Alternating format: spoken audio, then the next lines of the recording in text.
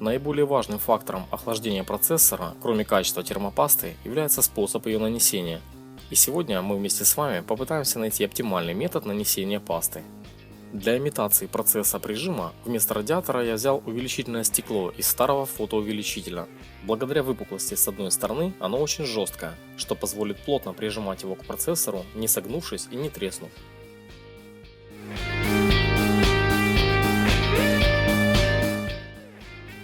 Перед нанесением термопасты обязательно надо снять остатки старой, обезжирить поверхность процессора и радиатора хотя бы обычным этиловым спиртом.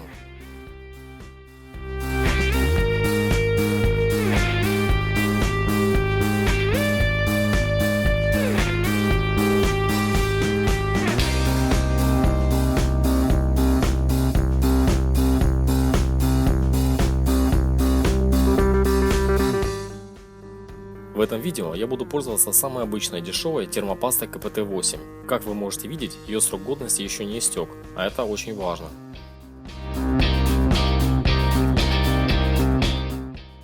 Способ первый. Точка.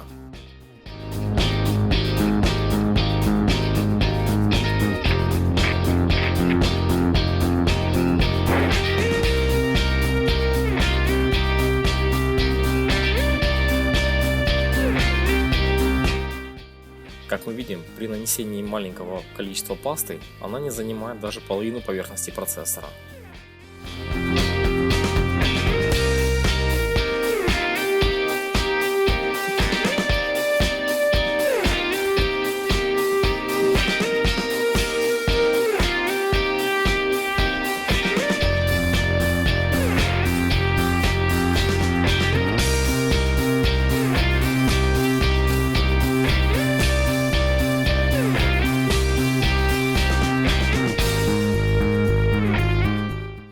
Способ второй. Большая точка.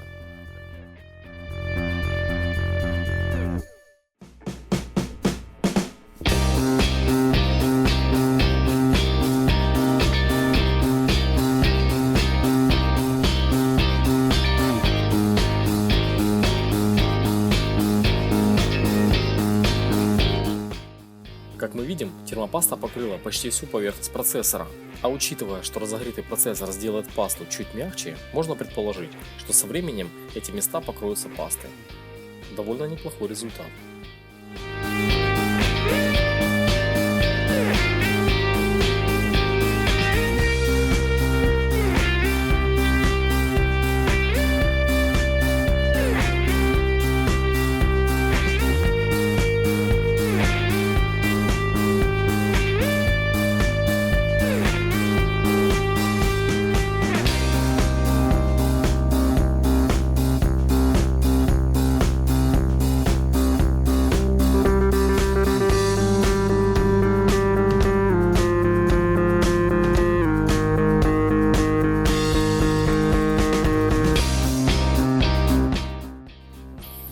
Способ третий. Две точки.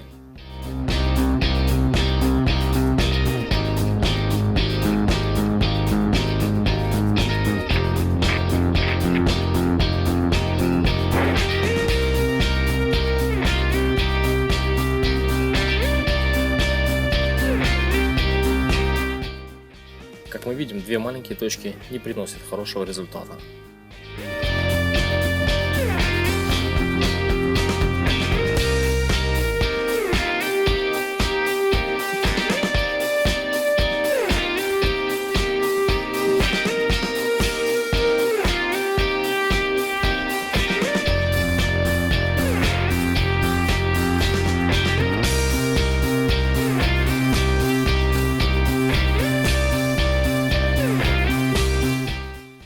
Способ четвертый. Три точки.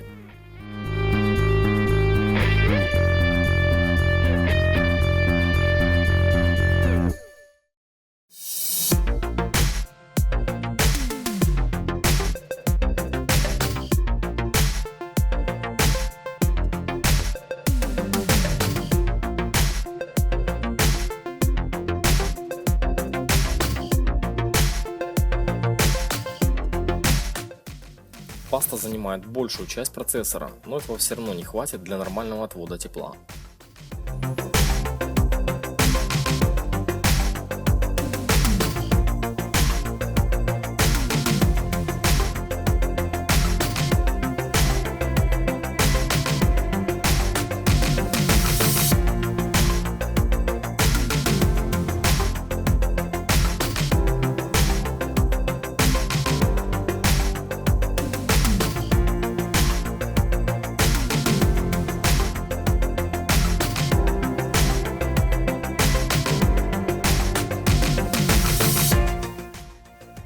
Способ 5. 4 точки.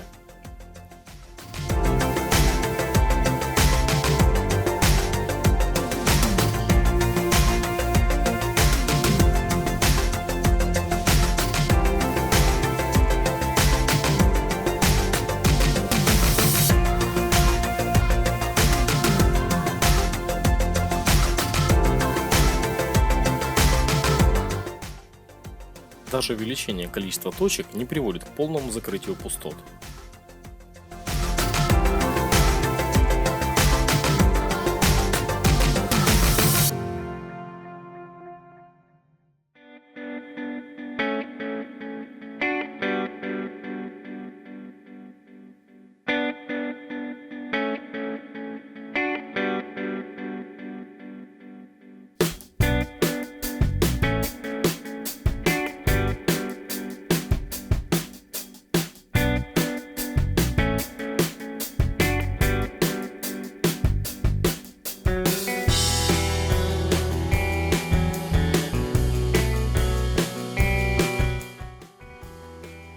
Способ 6. Линия.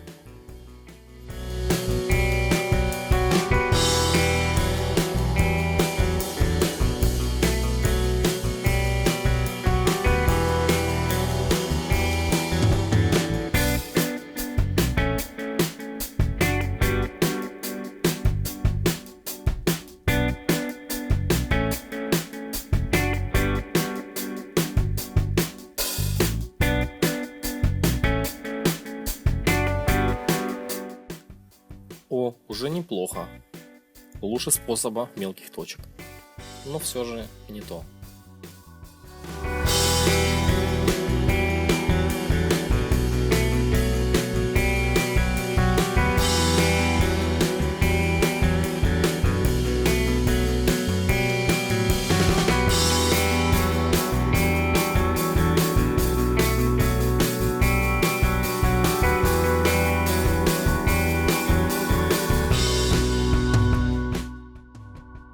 Седьмой способ – крест.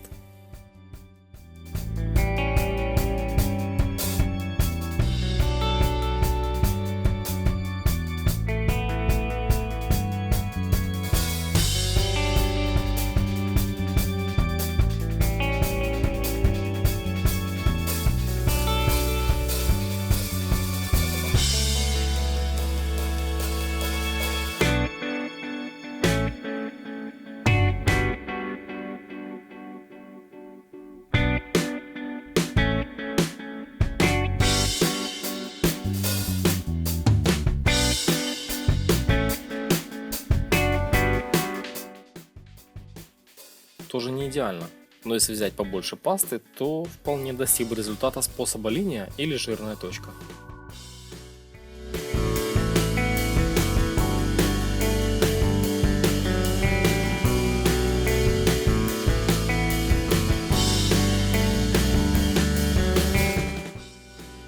Способ 8. Квадрат.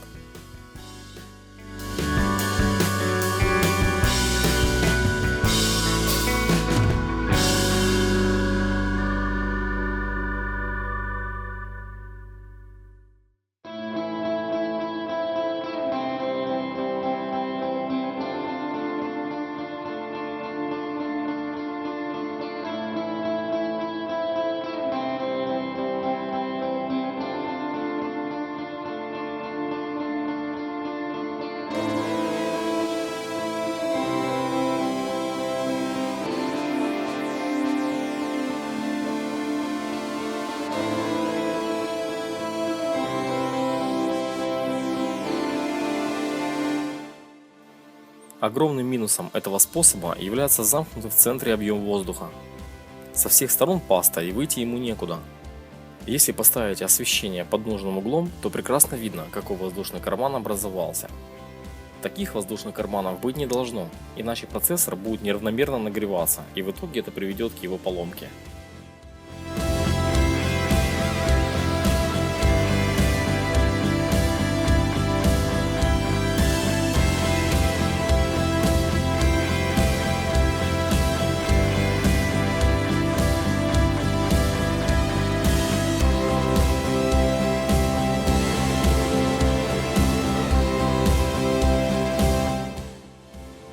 Способ 9 S-образный.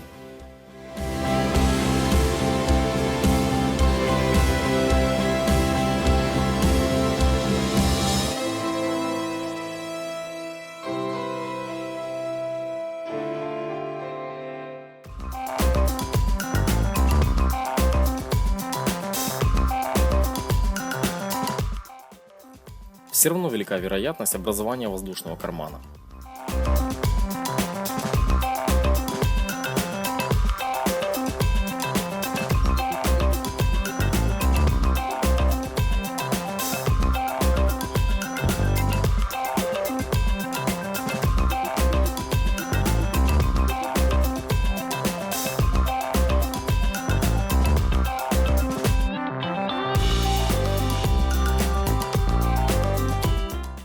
Способ 10.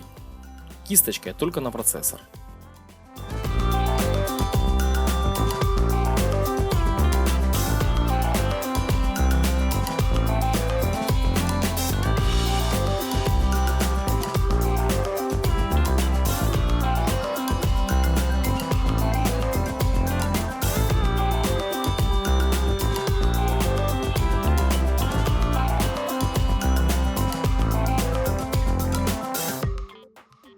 Благодаря кисточке мы можем нанести очень тонкий слой и на всю поверхность, но из-за неровности процессора остаются еще места, в которых контакта с радиатором почти нет.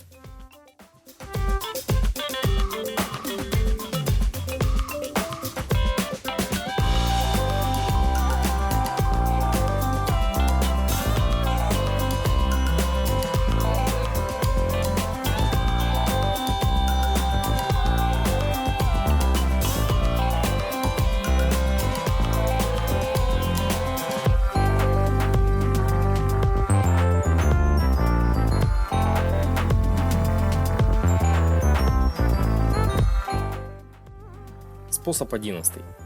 Кисточкой на обе поверхности.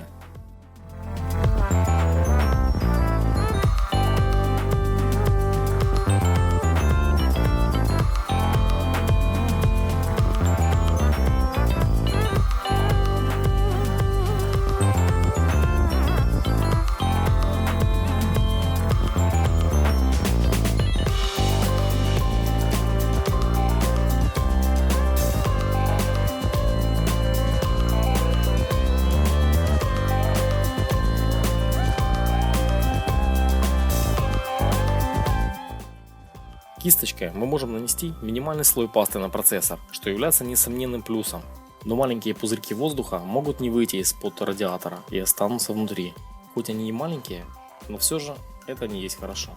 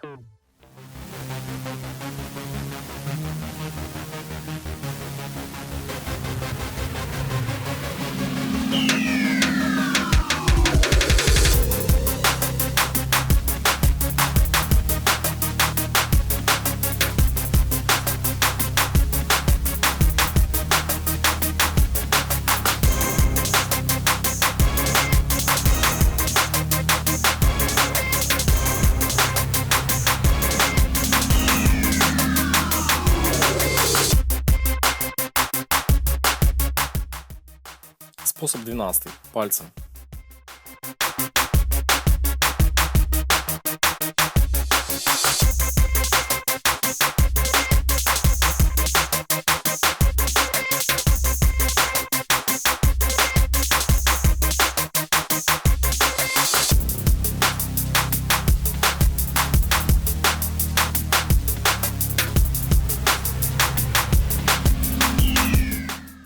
В принципе, этот метод имеет те же достоинства недостатки, что и метод с кисточкой.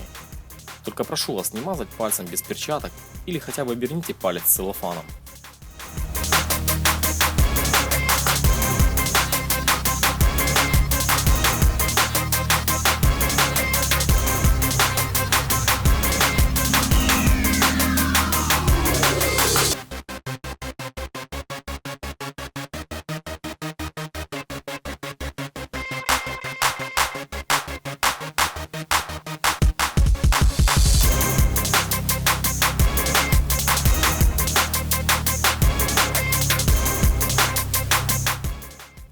Способ 13. Карточкой.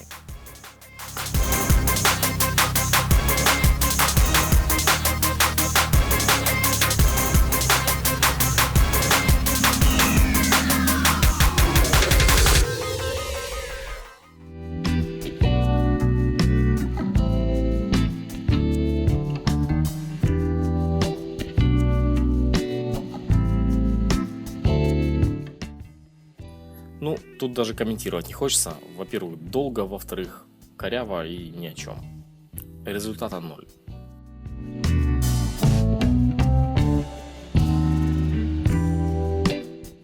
Итак, мы рассмотрели 13 способов нанесения термопасты. Прошу вас поделиться этим видео и поставить лайк, чтобы больше людей смогли посмотреть и сделать для себя выводы.